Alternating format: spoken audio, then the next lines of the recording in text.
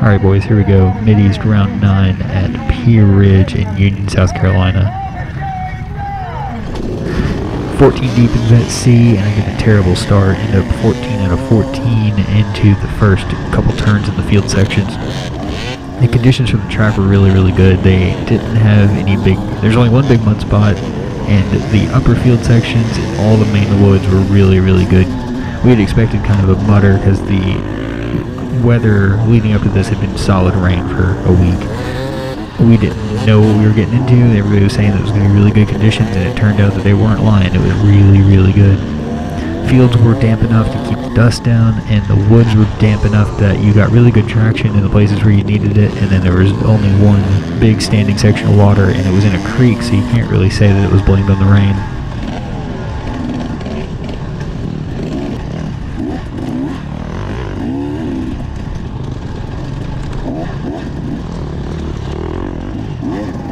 Me and Robert Johnson here battle back and forth a little bit. I get by him here, and you can see how rooty and ruddy the track is.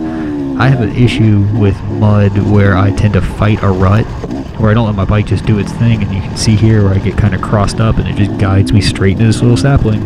Clip it, go down, Robert comes by me, and then I lose a couple positions where I've been, a couple of the positions I had made up, I lost them. Just waiting, sitting there taking too long to start my bike.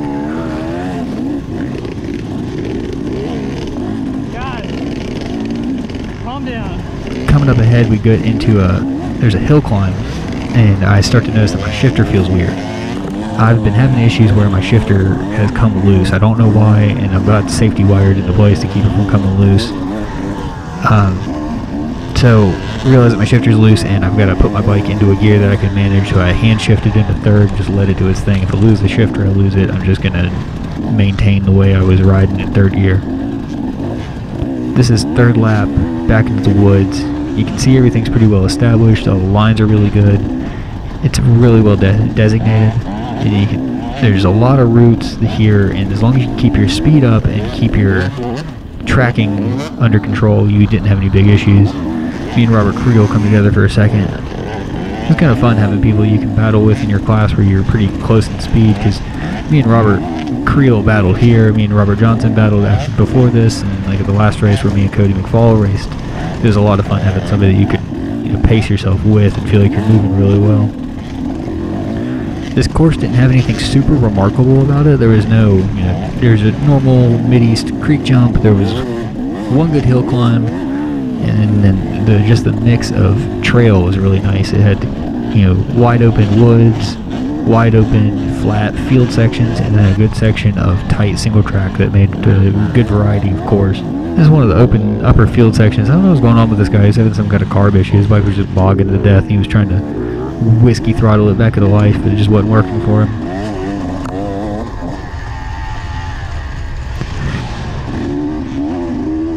You can see just how good the conditions are. You really get some speed about you, and there's, even if you know that the woods, if you know the routes are there and you know how to ride routes, this course was pretty pristine.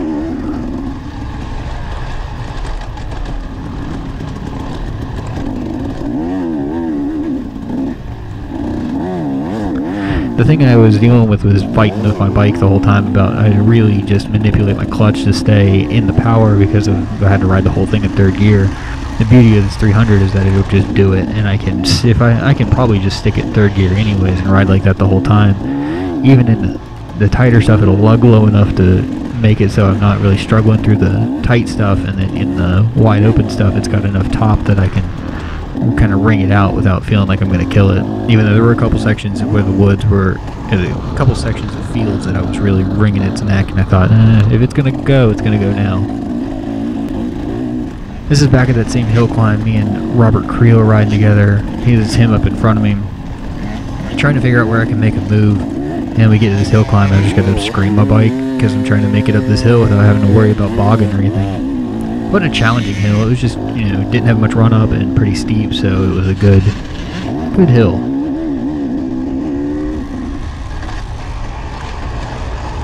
This is a good representation of what the woods really looked like. It was a good single line, but there was enough places that you could pass if you really needed to. the routes added enough variety and enough of a challenge that it made it so you had to keep your speed in check and you had to be really aware of where you were putting your wheels and how you were riding through these woods. I'm glad I swapped tires. I usually run that Shinko 505 and I had swapped to a pretty fresh AT81 thinking it was going to be a mudder. But either way, the 81 was a better tire for all of this. I finally get around Robert Creel by taking a different line through the mud. This section gets really torn up and it gets full of people. You can see there was a bike stuck there already. That was third lap. This is coming around for fourth lap when they're starting to redirect around the mud. You see there's one or two guys stuck over there. Somebody buried all the way in their back tire all the way into the mud. The redirect was over the creek, and then by the fifth lap they had cut up a bunch of saplings and sticks and stuff and made a bridge so you could get across it without dunking your bike, because if you ride through a creek like that enough times with 160 something people, it's gonna get torn up.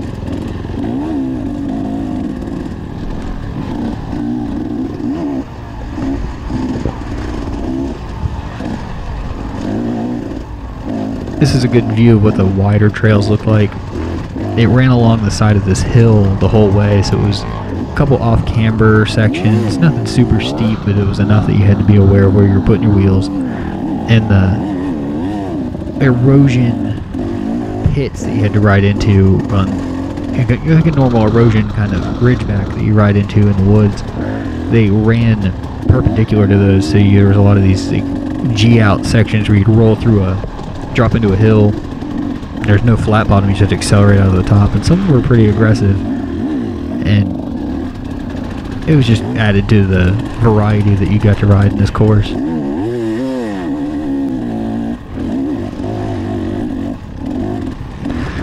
So there was an issue with some people cutting the track, and this is where it happened.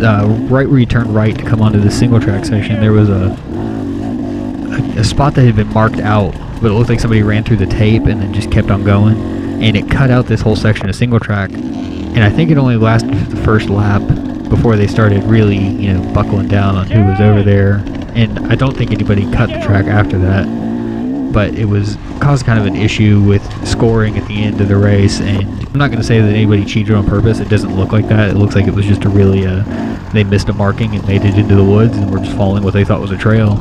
And the guys that I heard who had cut the track, a lot of them had gone to the officials and said, "Hey, look, I cut the track. This is where it happened, and what do I do?" And the official said, we'll fix that in scoring, which is, I'm glad they handled it the way they handled it. And it ended up with the guys that had been seen to cut the track got dropped a lap, which I don't necessarily agree with, but it's how they decided to handle it, and I'm not the one who makes those decisions, so it is what it is. Like I've said before, I've gotten lost in mid-east courses because sometimes in the single track stuff, where it's like fresh virgin trail, there's not a lot of markings, and they do a really good job of putting markings out, but sometimes they just miss a spot and it's enough to make somebody miss the trail. This was the creek jump. I skipped it every lap. I'm a big pansy about jumps, and this one I heard was really soft on the backside, so it was kind of, if you didn't really commit, you would land in this really, really soft mud, and it would almost make you come to a complete stop. I'm not willing to risk my whole race just to, make up 2 seconds for a jump. If I was running for, getting paid, or I was going to go and run points or something like that, that really mattered, then maybe I would be more committed to doing the jumps, but the way it's doing right now, I'll probably skip them unless it's like a necessity to hit it.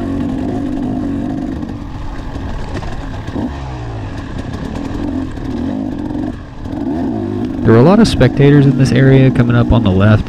I don't know what it was or why everybody was over there. It must have been pretty interesting because that's what all they were. There was always people sitting there. I'd always taken this outside line, so I don't even know what the other option was. It looked like it was just a creek you dropped into, and I can't imagine it was much faster. But like I always say in these videos, the spectators show up in the places where the most carnage is going to happen, and that looked like a place where there was going to be some carnage, so that's where they all were.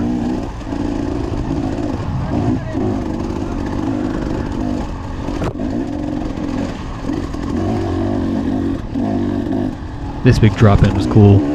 It was like a roller coaster. It was really steep and like pretty long drop-in. Like it wasn't one of those things where it was like you just do it, not think about it. You'd be kind of aware of what you were jumping into. And I would like pump it like a BMX bike jumping into it. You just jump in, pump your bars, and then accelerate out of the top. It was a lot of fun.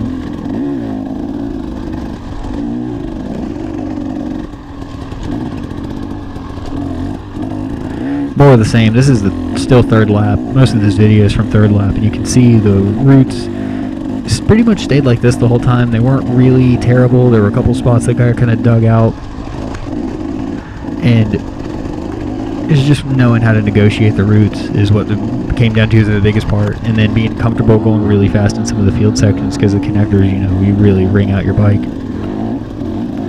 I always took this line next to the creek here, and one time it about bit me because my back tire slid off that embankment, and not all the way off, but enough to, you know, let you know that there was a drop off right there.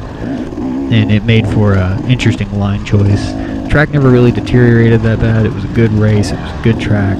Everybody was really pushing in the Vet C division. I really enjoy riding with those guys. This section of the track was cool. I like it when they add something like this into it just because they can.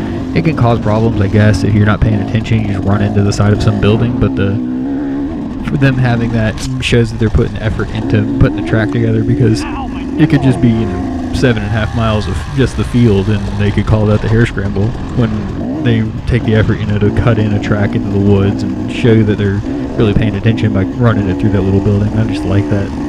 This is the out of the woods into the last section before scoring. It was 3 big flat track turns before scoring. I ended up in first out of 14 in the Vet C division, and that track cut kind of aided in that. I think I would have ended up in second if I hadn't, if that track cut hadn't happened and those guys got docked for it. But either way, it would have been a good finish. My times are getting more consistent. We just had a lot of fun racing and seeing the improvements I'm making. This is my last race before the break, and I'm gonna go do the Cherokee National Enduro in Georgia. So I'll miss the last round before the break, but I'll be back after August. I hope you guys have fun at Wellborn Farms. See you later. Peace.